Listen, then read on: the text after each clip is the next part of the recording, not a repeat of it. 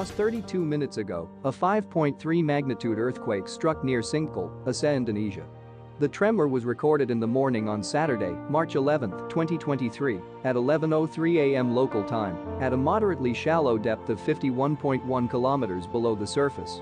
The event was filed by the United States Geological Survey, the first seismological agency to report it. A second report was later issued by the European Mediterranean Seismological Center, EMSC, which listed it as a magnitude 5.3 earthquake as well. Other agencies reporting the same quake include the German Research Center for Geosciences, GFZ, at magnitude 5.1, and the citizen-seismograph network of RaspberryShake at magnitude 5.3.